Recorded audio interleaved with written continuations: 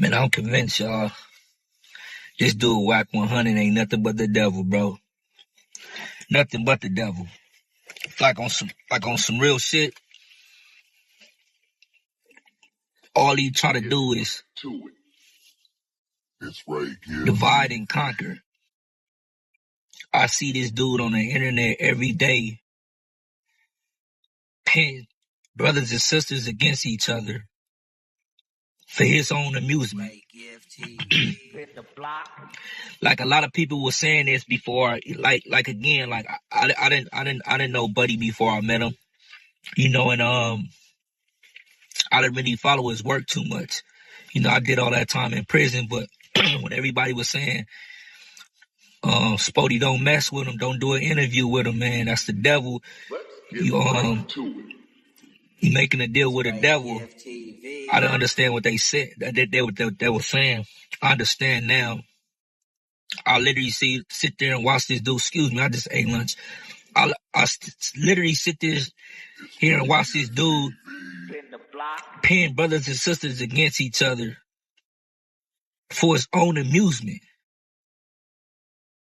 That's why, if you notice, he called himself the puppet master or the puppeteer. And now that I think about it, he ain't no better than these other dudes out here that's participating in orchestrating the genocide amongst our people.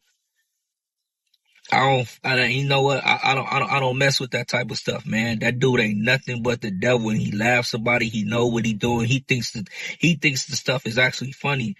The same with same thing with the young lady Jalise. I never met her before. Talked to her briefly in a DM, but it wasn't nothing more than that. I wasn't familiar with her or nothing like that. I didn't have a problem with her before we met on No Jumper. And to hear that he told her to say certain stuff or to do certain things to antagonize the cast like that, it was disgusting, bro. And it was hard for me to hear and to digest, because it's like Jalise, I don't even know you like that. I never had a problem with you. Why are you coming for me when you were just on the same train? So it was you know what I mean? It's kind of crazy, bro. But and then to hear him hate on G Malone like that is so crazy to me. It's so crazy. Like, you so much of a hater. Like, he pinned his own, if you notice, he pinned his own people against each other, but praised the white man. Like, this dude Wack is so much of a boo. It's crazy, bro. He shows Adam so much love and respect. Even to the Aiden Ross dude, he showed him so much love and respect, but disrespect his people to the utmost. To the utmost. What Turtle is doing right now feels less like accountability and more like reactionary commentary, driven by personal fallout. Calling out Wack 100 for controlling narratives, manipulating people with active drama, and adding fuel to the fire would carry far more weight if this energy had been present from the beginning.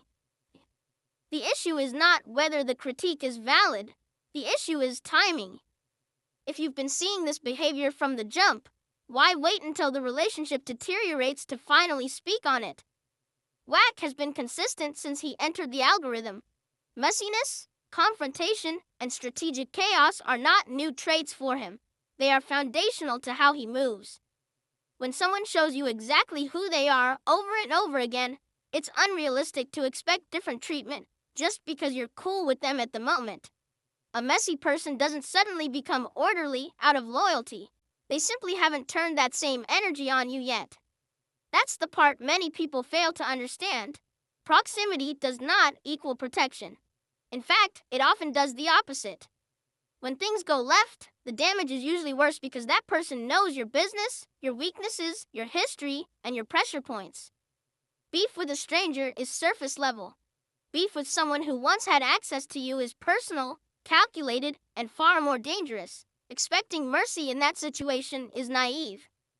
Which brings us to Turtle. Turtle, given the path you claim to be on, growth, elevation, evolution, It's reasonable for people to question how your trajectory ever aligned with someone whose brand thrives on controversy and disorder. Elevation requires separation. That's not just a motivational quote, it's a rule of survival.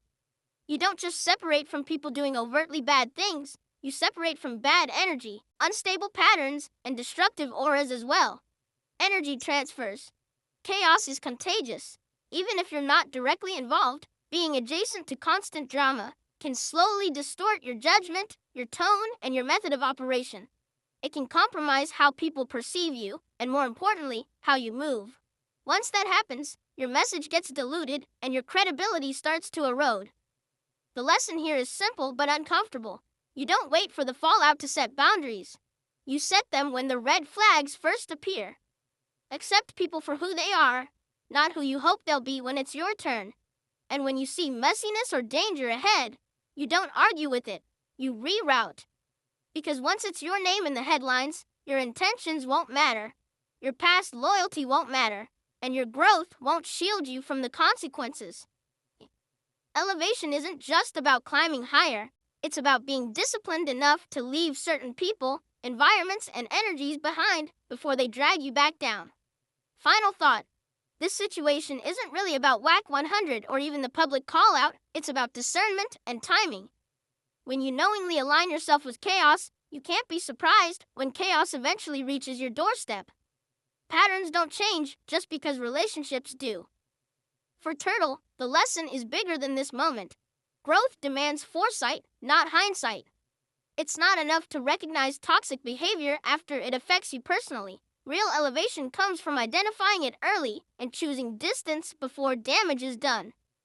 Loyalty to the wrong energy will always cost more than walking away in silence. At the end of the day, peace, progress, and purpose require intentional separation.